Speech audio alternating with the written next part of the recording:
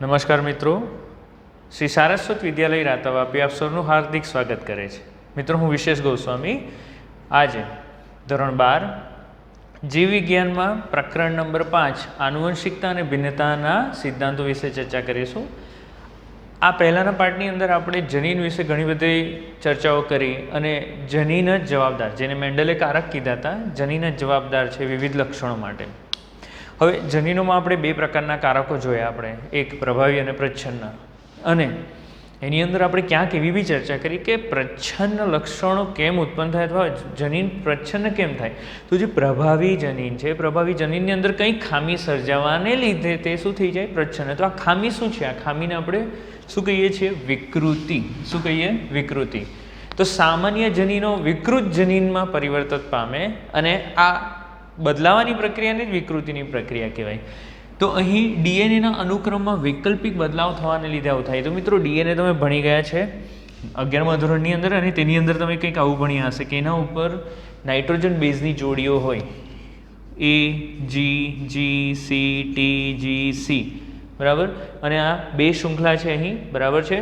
તો સ્વાભાવિક છે, અહીંયા શું આવશે? T, આ ડીએનએ છે એટલે T, C, C, G, A, C, G, અને આને બેઝ પેર કહેવાય. AT base pair, GC base પેર, આને બેઝ પેર કહેવાય, બેઝની જોડીઓ.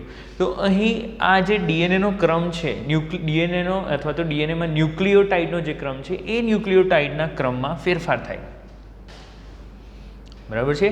આ ફેરફાર થવાને લીધે શું થશે?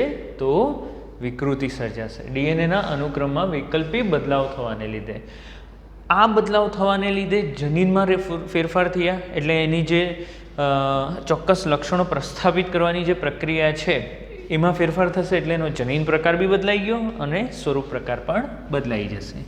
જનીન પ્રકાર પણ બદલાશે અને સ્વરૂપ પ્રકાર પણ બદલાઈ જશે. અહીં જો વાત કરીએ પુનઃસંયોજનમાં, તો જનીનોની અદલાબદલી થાય. આપણે અર્ધીકરણની પ્રક્રિયા સમજી ગયા, અને અર્ધીકરણની પ્રક્રિયામાં જે સમજાત રંગસૂત્રો છે એ પૂર્વાવસ્થા એકની અંદર લેઝાપેડિડ આપણે ચર્ચા કરી છે, તો એમાં જનીનોની અદલાબદલી કરે અને એને પુનઃસંયોજન કહેવાય, જે આપણે આના પહેલાંના ટોપિકમાં ભણી ગયા. એ સિવાય વિકૃતિની અંદર ડીએનએમાં અસાધારણ બદલાવ આવે છે.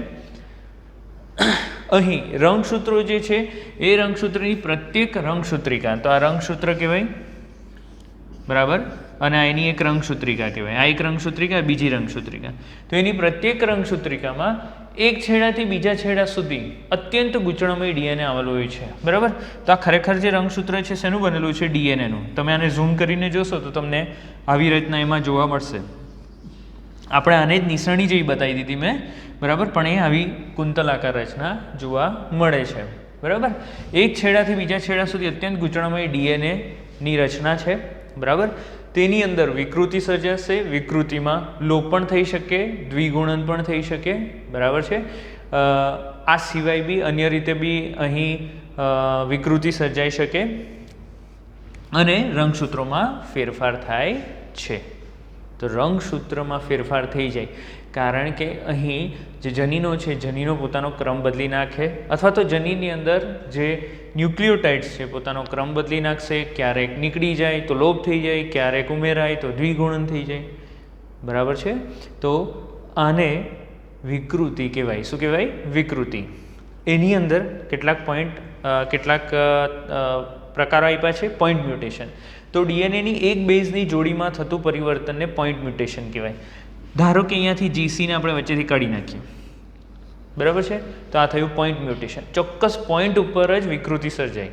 વિકૃતિ એટલે મ્યુટેશન, એટલે આને કહેવાય પોઈન્ટ મ્યુટેશન, બરાબર. ઉદાહરણમાં આપણે સિકલ સેલ એનિમિયા, બરાબર, GAG, GUG, એક નાનો ફેરફાર થવાના લીધે અહીં ગ્લુટામિક એસિડની જગ્યાએ વેલાઇન આવી ગયું હતું. યાદ છે તમને? સિકલ સેલ એનિમિયા આપણે સવિસ્તર ફરીથી સમજીશું આના વિશે. ફ્રેમ શિફ્ટ મ્યુટેશનમાં વધારે બેઝની જોડીઓ, એક કરતાં વધારે બેઝ જે છે એની જોડીઓમાં ક્યાં તો દૂર થઈ જશે અથવા તો ક્યાં તો ઉમેરાઈ જાય, વધારાનું ઉમેરાઈ જાય, બરાબર. તો જોડીમાં એક કરતાં વધારે બેઝની જોડીમાં પરિવર્તન, ક્યાં તો લોપ થઈ જવું એટલે દૂર થઈ જવું, ક્યાં તો દ્વિગુણન થવું. આ થવા માટે જવાબદાર કોણ? તો મ્યુટાજન્સ એના માટે જવાબદાર છે. હવે મ્યુટાજન્સ એટલે શું? જે વિકૃતિ સર્જે એને મ્યુટાજન્સ કહેવાય. તો વિકૃતિ કારકોને મ્યુટાજન્સ કહેવાય. તે ભૌતિક પ્રકારના બી હોઈ શકે, રાસાયણિક પ્રકારના પણ હોઈ શકે. એક ઉદાહરણ લેવું હોય તો યુવી કિરણો. યુવી કિરણો, પારજાંબલી કિરણો જે છે, પારજાંબલી કિરણોના લીધે વિકૃતિ સર્જાય છે. શું સર્જાય છે? વિકૃતિ. ચાલો તો આપણે વિકૃતિને થોડું સવિસ્તાર સમજીશું. વિકૃતિની વાત કરીએ તો વિકૃતિ બે પ્રકારની છે. એક રંગસૂત્રીય વિકૃતિ અને બીજું છે જનનિક વિકૃતિ. પહેલો હું કહું છું જનનિક વિકૃતિ. તેની અંદર જનનિક વિકૃતિમાં આપણે અત્યારે ભણી ગયા શું? Point mutation.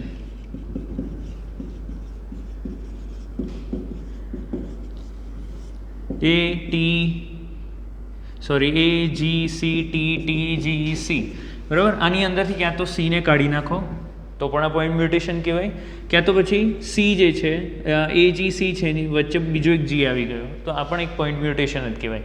ક્યાં તો દૂર કર્યું એટલે લોપ, ક્યાં તો દ્વિગુણન કર્યું એટલે ડબલ થઈ જાય, જી ડબલ થઈ જાય. તો આ પોઈન્ટ મ્યુટેશનનું ઉદાહરણ છે. આના લીધે જનીન જે છે એના સ્વરૂપ પ્રકાર અને જનીન પ્રકાર બદલાઈ શકે છે. બરાબર છે. બીજું એક છે રંગસૂત્રીય વિકૃતિ. રંગસૂત્રીય વિકૃતિ.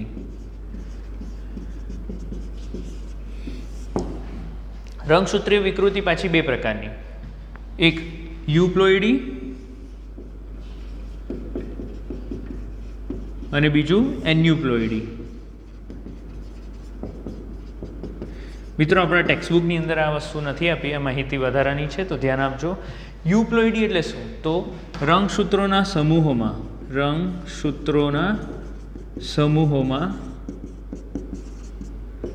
ફેરફાર. એટલે શું? આપણે કેવા છે? આપણે દ્વિકીય સજીવો છે ને, તો હું અહીંયા 2n લખું છું એટલે આપણી અંદર રંગસૂત્રો કેવા છે? જોડીમાં છે. કેટલી જોડી છે? 23 જોડી. અને 23 જોડીમાં રંગસૂત્રોની સંખ્યા કેટલી? બધામાં 2. બરાબર છે ને? ચાલો તો એ રંગસૂત્રોના આખા સમૂહોમાં જ ફેરફાર થઈ જાય. કેવી રીતે? તો જે 23 જોડ રંગસૂત્રો છે જોડીમાં એક રંગસૂત્ર બધા સમૂહોમાંથી ગાયબ થઈ ગયું. બરાબર છે? એટલે આપણી પાસે 23 જોડની જગ્યાએ કેટલી થઈ ગઈ? 23. તો 2n નું શું થઈ ગયું? n. તો આને મોનોપ્લોઇડી કહીશું. બરાબર છે? આ કંઈક રંગસૂત્ર આવા હતા એની જગ્યાએ અહીંયા આવું થઈ ગયું. બરાબર?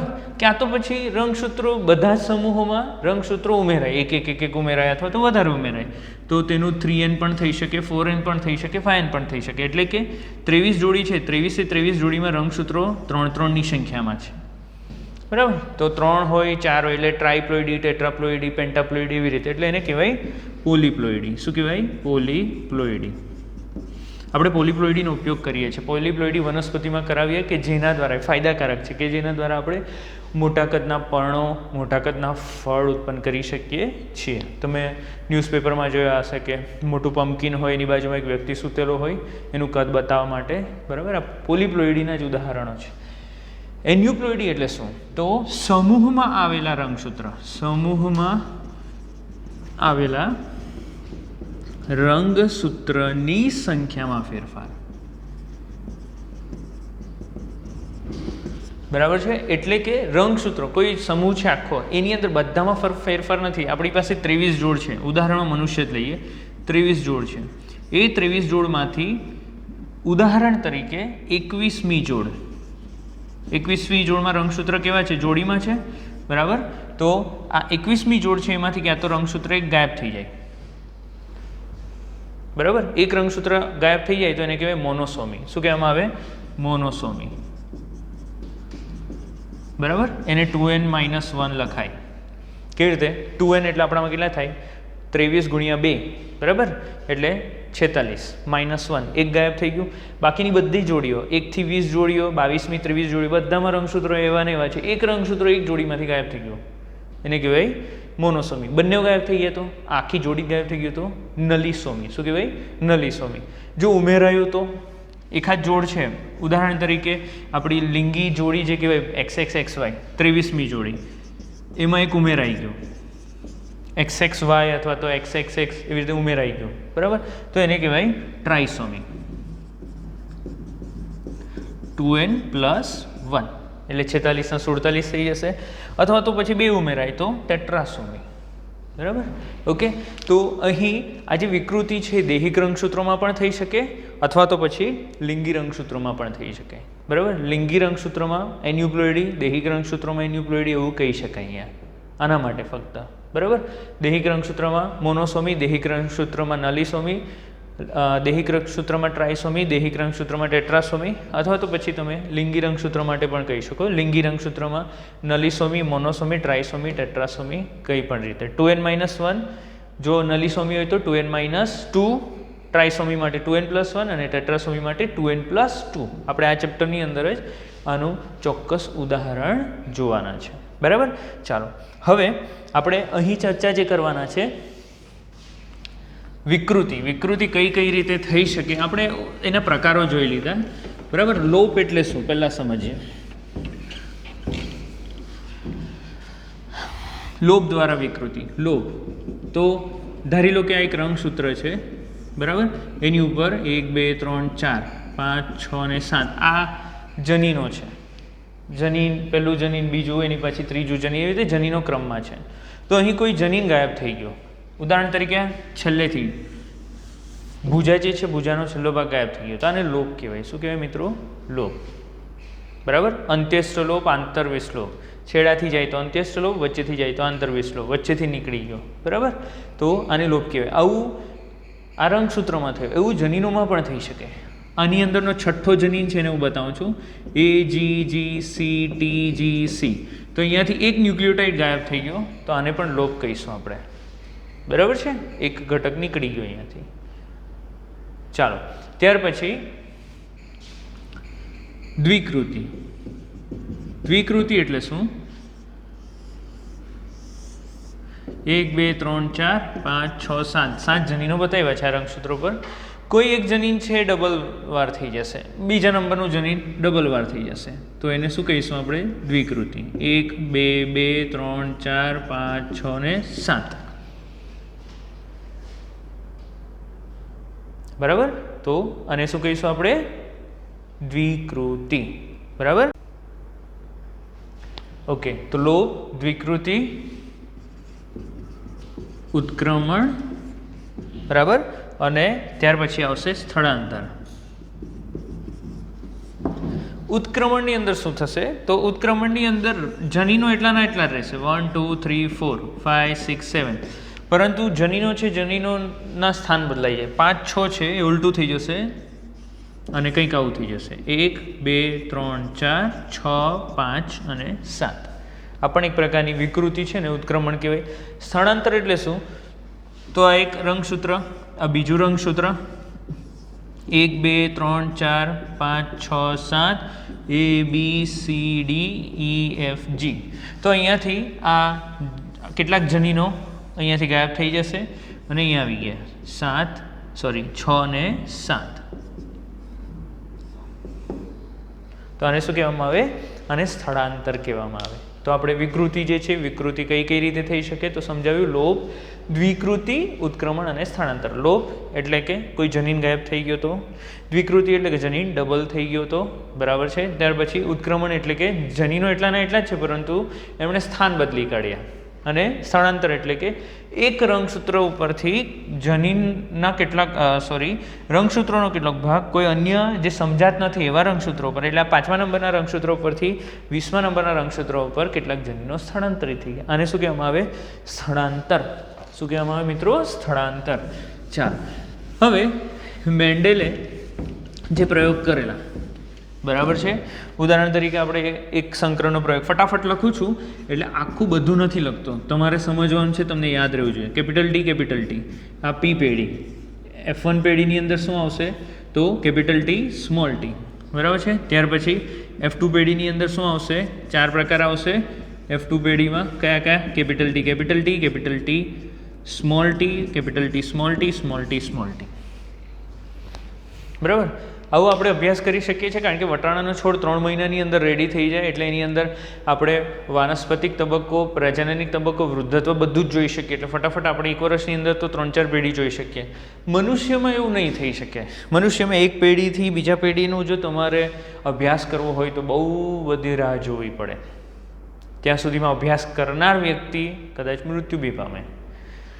તો એવું મનુષ્યમાં કરવું હોય કોઈ લક્ષણને લઈને તો કેવી રીતે કરશો? તો એના માટે આપણે ઇતિહાસ જાણવો પડે. શું જાણવો પડે? ઇતિહાસ. અને એ ઇતિહાસ જાણીને આપણે એક વંશવેલો બનાવવો પડે. આપણે હિન્દુ ધર્મની અંદર ઘણાને ત્યાં વંશવેલાનો એક ચાર્ટ બનાવેલો જોઈએ છે, બરાબર? એની અંદર કોનો પુત્ર, કોના કેટલા પુત્ર, એના કેટલા પુત્ર પુત્રી કેટલા, એમ કરીને આખો એક વંશવેલો બનાવેલો હોય, બરાબર? એવું જ કંઈ અહીં આપણે અભ્યાસ માટે કરીએ છીએ. તો વંશાવળી પૃથ્થકરણ એટલે શું?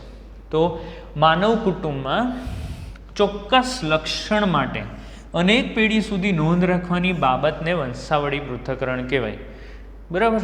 ઉદાહરણ તરીકે આપણે 6 આંગળી લઈ લઈએ, પોલીડેક્ટાઇલી કહેવાય. કોઈને હોય, રિતિક રોશનને 6 આંગળી છે, બરાબર? એને પોલીડેક્ટાઇલી કહેવાય આ અવસ્થાને. એ પોલીડેક્ટાઇલી એ આનુવંશિક છે.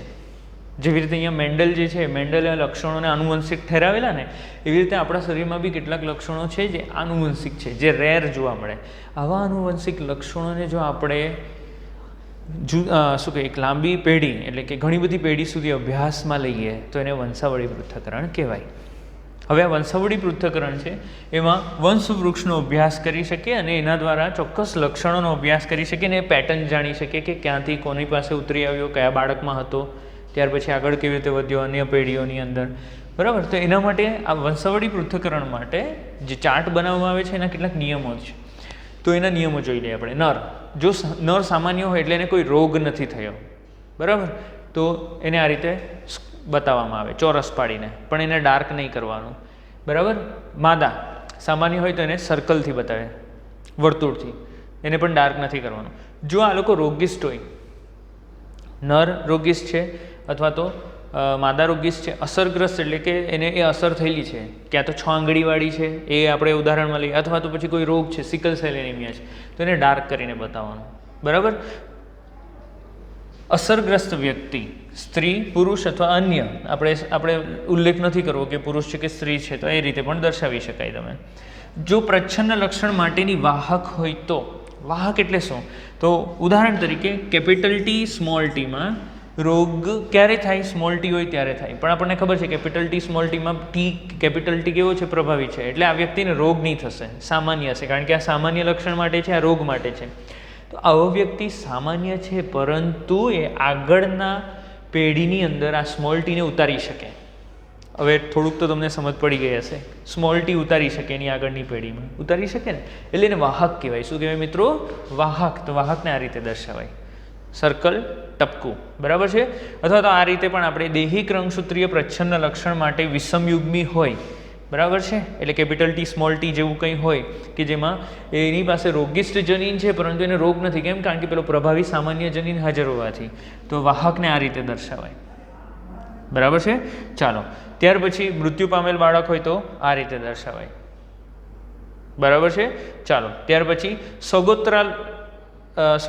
લગ્ન ગ્રંથિથી જોડાયા છે, લગ્ન ગ્રંથિથી જોડાયા છે તો એને આ રીતે દર્શાવાશે. પુરુષ અને સ્ત્રી લગ્ન ગ્રંથિ એટલે આડી લાઈન દોરવાની. જો સગોત્રા લગ્ન હોય, નજીકના ભાઈ બહેન અથવા સગા ભાઈ બહેનમાં લગ્ન ગ્રંથિથી, આપણે પ્રાણીઓની અંદર તો એવું ભાઈ બહેન જેવું કશું હોતું નથી, તો ત્યારે દર્શાવવું હોય તો ડબલ લાઈન કરવાની, બરાબર છે? ચાલો, બાળકો દર્શાવવા હોય, અહીંયા કેપિટલ ટી સ્મોલ ટીના બાળકો નીચે દર્શાવવા હોય તો એને આ રીતે, બરાબર? એના 2 બાળકો છે, આ માતા પિતાના 2 બાળકો છે, બરાબર છે? ત્યાર પછી જો અહીં આપણે જરૂરી નથી કે ભાઈ 4 બાળકો છે બધાને કહેવા છે, દર્શાવવા છે, ખાલી સામાન્ય દર્શાવે છે કે 5 બાળકો છે, સામાન્ય છે, તો આ રીતે 5 લખવાનું અને એને કહેવાશે પ્રભાવવિહીન સામાન્ય બાળકો. આપણે જે વંશવાળી પૃથ્થકરણની ચર્ચા કરી એની અંદર આપણા ટેક્સ્ટબુકમાં અહીં 2 વંશવાળી પૃથ્થકરણના ઉદાહરણો આપ્યા છે, બરાબર છે? તો આપણે એના વિશે ચર્ચા કરી લઈએ અને એને સમજવાની બી જરૂર છે. ટેક્સ્ટબુકમાં એનું એક્સપ્લેનેશન નથી આપ્યું, તો આપણે સમજીશું કે આ આ જે ચાર્ટ છે ચાર્ટ શું કહેવા માંગે છે. તો આપણે બે ચાર્ટ આપેલા છે. પહેલો ચાર્ટ જોઈ લઈએ. દૈહિક પ્રભાવી લક્ષણ. આ ચાર્ટ શું દર્શાવે છે? દૈહિક પ્રભાવી લક્ષણ. અને આ કયો રોગ દર્શાવી રહ્યો છે? તો માયોટોનિક ડિસ્ટ્રોફી, એટલે કે સ્નાયુ ક્ષીણતા. એટલે વ્યક્તિની અંદર સ્નાયુઓ નબળા હોય, બરાબર, એટલે દુબળો પાટલો વ્યક્તિ હોય અને એનું વજન ક્યારે વધશે નહીં, ક્ષીણ હશે એનું શરીર, તો એને સ્નાયુ ક્ષીણતા કહેવાય. સ્નાયુ બનશે જ નહીં, હાડકાઓ દેખાશે. તો આના માટે જવાબદાર જે જનીન છે એ જનીન શેના ઉપર છે? દૈહિક રંગસૂત્રો પર. આપણે ચર્ચા કરી લીધી કે બે પ્રકારના રંગસૂત્રો આવે, એક લિંગી રંગસૂત્રો અને બીજું દૈહિક રંગસૂત્રો. તો લિંગી રંગસૂત્રની વાત કરીએ એટલે XX અથવા XY. દૈહિક રંગસૂત્રની વાત કરીએ તો 1 થી લઈને 22 જોડ સુધીના જે રંગસૂત્રો છે ને દૈહિક રંગસૂત્રો, તો એમાંથી કોઈ એક રંગસૂત્રો ઉપર આના માટે જવાબદાર જનીન છે. અને કેવું છે? પ્રભાવી છે. કેવું છે? પ્રભાવી. તો આપણે એને ઉદાહરણ તરીકે લઈ લઈએ. સ્નાયુ ક્ષીણતા, મસલ ડિસ્ટ્રોફી. એટલે હું આના માટે સંજ્ઞા ઉદાહરણ સ્વરૂપે સમજાવું છું. ઉદાહરણ તરીકે આના માટે સંજ્ઞા આપણે M લઈએ અને અહીંયા પ્રભાવી લક્ષણ છે એટલે એને હું કેપિટલ M લઈશ. તો તમારે યાદ રાખવાનું કે કેપિટલ M એટલે કે રોગ કરનાર અને સ્મોલ m એટલે સામાન્ય. બરાબર. ચાલો, તો દૈહિક પ્રભાવી લક્ષણ કેવી રીતે તે જોઈએ. ચાલો મિત્રો, અહીં આ પ્રથમ પેઢી છે, બરાબર. પ્રથમ પેઢીમાં માદા, અહીં આખું મેં આપણે રોગીસને કેવી રીતે બતાવતા હતા? આ રીતે બતાવતા હતા ને, બરાબર. મેં એને થોડીક અલગ સંજ્ઞાથી અહીંયા દર્શાવી દીધું છે. એટલે આ રોગિસ્ટ છે એવું તમારે સમજવાનું, બરાબર. આ રોગિસ્ટ છે, ઓકે. અને હવે રોગિસ્ટ છે તો આપણે એ વસ્તુ સમજવાની જરૂર પડે કે જો રોગિસ્ટ હોય તો એની અંદર જનીન કયા પ્રકારના હોય? કેપિટલ M હશે, કેપિટલ M સ્મોલ m હશે. બે પોસિબિલિટી છે. પ્રભાવી છે એટલે કેપિટલ M હોય કે પછી કેપિટલ M સ્મોલ m હોય. બંનેમાં રોગ તો થશે જ વ્યક્તિને, બરાબર છે. પરંતુ અહીં એ વસ્તુ ધ્યાન રાખવાનું, જો અહીં માદા કેપિટલ M હોય તો સ્વાભાવિક છે કે કેપિટલ M જનીન બધા જેટલા બી 1, 2, 3 અને 4 સંતતિ છે, ચારે 4 સંતતિમાં ઉતરે અને ચારે 4 સંતતિઓ કેવી થાય? રોગિસ થાય. પણ એવું નથી. તમે જોઈ શકો છો કે અહીંયા 2 રોગિસ છે અને 2 રોગિસ છે અને 2 સામાન્ય છે. એટલે કેપિટલ M તો નહીં જ હોઈ શકે. એટલે આ કેવું હશે? Capital M small m. બરાબર. ચાલો, આને આપણે સ્મોલ m લેવું પડશે કારણ કે સામાન્ય છે, બરાબર. પ્રભાવી જનીન કેપિટલ M તો લેવાશે જ નહીં તો એ બી રોગિસ કહેવાશે. ચાલો, તો આ સામાન્ય સ્મોલ m, આ રોગિસ છે એટલે અહીંયાથી એક કેપિટલ M ગયો અને અહીંયાથી એક સ્મોલ m ગયો. કેપિટલ M સ્મોલ m, બરાબર. આ છે સ્મોલ m અને અહીંયા પણ કેપિટલ M સ્મોલ m. ખ્યાલ આવે છે? બે પુત્રી જેમાંથી એક રોગિસ્ટ અને એક સામાન્ય, અને 2 પુત્ર જેમાંથી એક રોગિસ્ટ એક સામાન્ય. બરાબર છે, ઓકે. 50% સંભાવના અહીંયા દર્શાવી. હવે આ જે સામાન્ય પુરુષ હતો, બાળક હતો, એણે એક સામાન્ય સ્ત્રી સાથે લગ્ન કર્યા. તો તમે જોઈ શકો છો એના બધા બાળકો કેવા આવ્યા? સામાન્ય. Small m. બરાબર છે. ચાલો, હવે આની વાત કરીએ. અહીં રોગિસ્ટ સ્ત્રી જે હતી, સ્ત્રી એટલે કે રોગિસ્ટ બાળકી હતી, એણે એક સામાન્ય પુરુષ સાથે લગ્ન ગ્રંથિથી જોડાયો. તો પછી 3 બાળકોમાંથી 2 જે પુરુષ બાળક હતા એ સામાન્ય હતા અને જે સ્ત્રી બાળક હતી એ રોગિસ્ટ આવી, બરાબર. કેપિટલ M અહીંયાથી ઉતરી આવ્યો અને સ્મોલ m, ત્યારે આની અંદર સ્મોલ m ઉતરી આવ્યા, બરાબર. સંજ્ઞાઓ દ્વારા મેં તમને સમજાવ્યું છે એટલે તમને વધુ સમજ પડશે. જો અહીંયા પરિસ્થિતિ કંઈ આવી હોય, કેપિટલ M એટલે કે સમયુગ્મી રોગિસ્ટ, કેપિટલ M સ્મોલ m એટલે વિષમયુગ્મી રોગિસ્ટ, અસરગ્રસ્ત એમ લખાશે, અસરગ્રસ્ત. આ પણ અસરગ્રસ્ત. અને સ્મોલ m એટલે કે સમયુગ્મી સામાન્ય. તો તમે અહીં જોઈ શકો છો કે કોઈ પણ વાહક નથી, અહીંયા વાહક શક્ય નહીં બનશે. જ્યારે પણ પ્રભાવી જનીન પ્રભાવી હોય, કોઈ બી રોગકારક જનીન પ્રભાવી હોય તો એ ક્યારે પણ વાહક અહીંયા તમને કશે પણ દેખાશે નહીં. બરાબર, આ એક ઉદાહરણ આપણે જોઈ લીધું. ચાલો, ત્યાર પછી બીજું એક ઉદાહરણ આપ્યું છે આપણા ટેક્સ્ટ બુકની અંદર. દૈહિક પ્રચ્છન્ન લક્ષણ એટલે અહીં જે રોગ કરનાર જનીન છે કેવો છે? પ્રચ્છન્ન છે. એટલે સ્મોલમાં લખીશું અથવા તો એને અલગ રીતે લખીશું. અને એ શેના ઉપર હાજર છે? દૈહિક રંગસૂત્રો ઉપર. એટલે કે 1 થી 22 નંબરના રંગસૂત્રોમાંથી કોઈ બી એક જોડી ઉપર હશે. ઉદાહરણ તરીકે સિકલ સેલ એનિમિયા. મિત્રો, આપણે સિકલ સેલ એનિમિયા ભણી ગયા છે, બરાબર, જેમાં હિમોગ્લોબિન ખામીયુક્ત ઉત્પન્ન થાય. કેમ? કારણ કે હિમોગ્લોબિન છે એ 4 શૃંખલાનું બનેલું, 2 આલ્ફા અને 2 બીટા, જેમાંથી બીટા શૃંખલા છે એ બીટા શૃંખલાની અંદર 6થા સ્થાન ઉપર એમિનો એસિડનું આ પ્રોટીનના બનેલી શૃંખલાઓ છે. એટલે પ્રોટીન શેના બનેલા? એમિનો એસિડની પોલી પેપ્ટાઇડ શૃંખલા કહેવાય. અને એમાં 6થા નંબરના એમિનો એસિડમાં ગ્લુટામિક એસિડ હોવું જોઈએ. એની જગ્યાએ શું આવી જશે? વેલાઇન આવી જશે. આ વારંવાર એટલે કહું છું કારણ કે પૂછાય છે આ, બરાબર, MCQ પૂછાય છે એટલે હું વારંવાર બોલી રહ્યો છું. તો એના માટે આપણે સંજ્ઞા પણ જોઈ લીધી હતી. કઈ સંજ્ઞા હતી? જો સામાન્ય વ્યક્તિ હોય, ઓકે, સામાન્ય વ્યક્તિ હોય તો એના માટે શું ઉપયોગ કરતા? HbA. તો આને આપણે કહીશું સામાન્ય. ચાલો, HbA HbS સમયુગ્મી સામાન્ય થયો. હા, આ વિષમયુગ્મી સામાન્ય પરંતુ વાહક, રોગીશ નથી પરંતુ એ કેવો છે? વાહક છે. અને HbS HbS તો એ કેવો થઈ ગયો? રોગિસ્ટ, એટલે કે અસરગ્રસ્ત. બરાબર છે? ઓકે, ચાલો.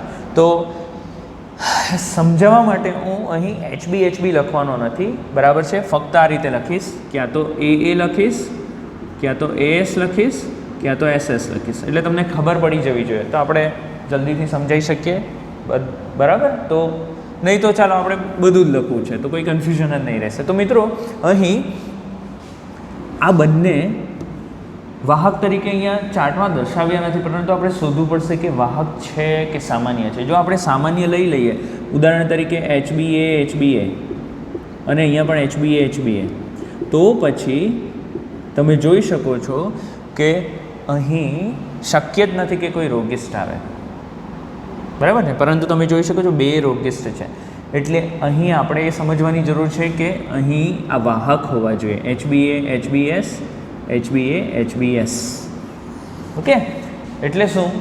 એનો મતલબ એવો થાય કે આ બી વાહક છે અને આ બી વાહક છે, રોગ નથી થયા, બરાબર, અને એમને સિકલ સેલ એનિમિયા નથી.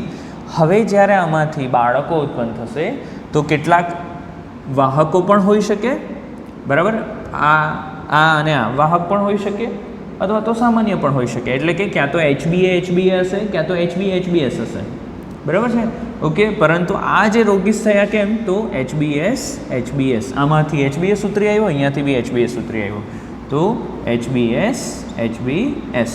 બાકીના તમે જે આ ત્રીજા નંબરનું અને પાંચમા નંબરનું, બરાબર, આને તમે ક્યાં તો HbA HbS તરીકે બી દર્શાવી શકો અથવા તો HbA HbA તરીકે બી દર્શાવી શકો. કારણ કે આપણને ખબર નથી કે કયા જનીનો ઉતરી આવે. પણ આના માટે કમ્પલસરી બીજા નંબરનો પુરુષ બાળક અને 1 2 3 4 ચોથા નંબરની સ્ત્રી બાળક, એ બંને કેવા છે? રોગિસ્ટ. એટલે એની અંદર HbS HbS છે. ખ્યાલ આવ્યો? ચાલો, હવે આ જોઈ લઈએ આપણે. આ લગ્ન ગ્રંથિથી જોડાયા, જે ત્રીજા નંબરની સામાન્ય બાળક જે હતી, સ્ત્રી બાળક, એણે લગ્ન ગ્રંથિથી જોડાઈ પુરુષ સાથે અને એના દ્વારા 3 બાળકો ઉત્પન્ન થયા અને 3 બાળકોમાંથી એક રોગિસ્ટ છે. તમે જોઈ શકો છો એક રોગિસ્ટ, એટલે અહીંયા લખી દઉં HbS HbS. એટલે કે મધરમાંથી HbS આવ્યો જ છે, તો અહીંયા હું લખી દઉં છું અને હું રબ કરી દઈશ. અહીંયા હું HbS લખી દઉં, HbS, પરંતુ આ કેવી છે? સામાન્ય. એટલે મારે લખવું પડશે HbA. એટલે કે આ સામાન્ય છે પરંતુ કેવી છે? વાહક છે. કેવી છે? વાહક.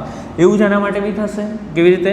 તો આ સામાન્ય છે અને HbA HbA હોય તો તમે જ જોઈ શકો છો HbA HbA સામે HbS HbA.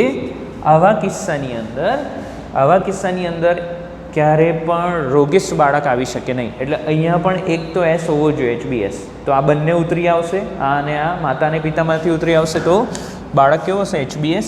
એટલે અહીંયા તમારે સંજ્ઞા લખવી હોય આ પુરુષની તો વાહક તરીકે લખી શકાય HBS HBA.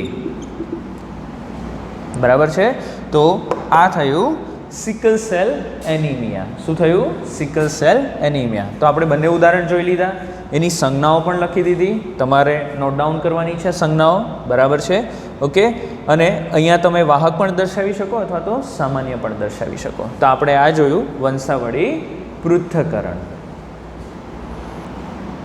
કેટલાક પ્રશ્નો જોઈ લઈએ આપણે. ડીએનએના ખંડમાં ખાલી જગ્યા અથવા ખાલી જગ્યા રંગસૂત્રમાં ફેરફાર પ્રેરે છે અને જેના લીધે વિકૃતિ સર્જાય. ડીએનએની વધારે બેઝ જોડીનો લોપ અથવા દ્વિગુણન થાય તો એ ખાલી જગ્યા ઉત્પન્ન કરે. યુવી કિરણો વિકૃતિ પ્રેરે છે તો તેને શું કહેવાય? સંજ્ઞાઓ દર્શાવો. અસરગ્રસ્ત વ્યક્તિ અને સંબંધીઓ સાથે મૈથુન. વિકૃતિને અનુલક્ષીને જણાવો. 2n+1 એટલે શું? આ એક દર્શાવેલું છે, આપણે ચર્ચા કરી છે, તો તમારે જણાવવાનું છે. પોઝ કરીને ફટાફટ આન્સર લખી દો. બરાબર. ચાલો. ડીએનએ ખંડમાં તો મિત્રો ઘણી બહુ રેર કેસમાં આવું થાય છે કે ઘણા બધા પ્રશ્નો આપ્યા હોય ને તો એક પ્રશ્નનો જવાબ બીજા પ્રશ્નમાં આવી જાય. તો તમે અહીંયા નોટિસ કરશો, ડીએનએ ખંડમાં ખાલી જગ્યા અથવા ખાલી જગ્યા રંગસૂત્રમાં ફેરફાર પ્રેરે છે. તો અહીંયા લખ્યું છે જો ડીએનએની વધારે બેઝ જોડે લોપ અને દ્વિગુણન, તો આન્સર આવશે અહીંયા લોપ અને દ્વિગુણન. આવું ક્યારેક થાય છે એટલે ધ્યાન રાખવું ખાસ. ડીએનએની વધારે બેઝ જોડીનો લોપ અને દ્વિગુણન થાય. વધારે બેઝ, જો એક જ બેઝ જોડીમાં જો ફેરફાર થાય તો એને આપણે શું કીધેલું? Point mutation. પરંતુ વધારે હોય તો ફ્રેમ શિફ્ટ મ્યુટેશન અથવા વિકૃતિ. યુવી કિરણ વિકૃતિ પ્રેરે તો એને મ્યુટાજન્સ કહેવાય. મ્યુટાજન્સ. અસરગ્રસ્ત વ્યક્તિ તમારે સંજ્ઞામાં દર્શાવી હોય તો ક્યાં તો આ રીતે દર્શાવવાની,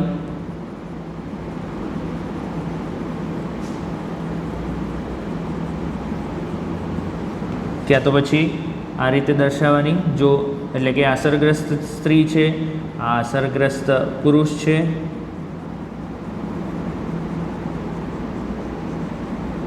અથવા તો આપણને જણાવવું નથી કે પુરુષ છે સ્ત્રી છે, તો એને આ રીતે પણ દર્શાવી શકો છો તમે.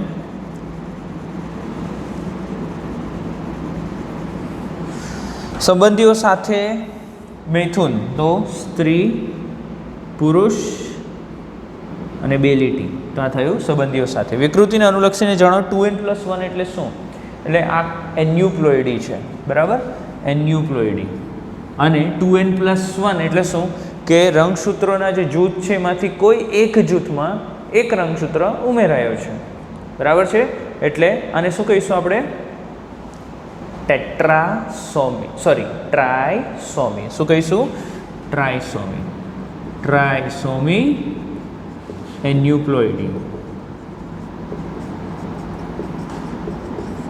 બરાબર છે. ઠીક છે. ચાલો, થેન્ક યુ સો મચ.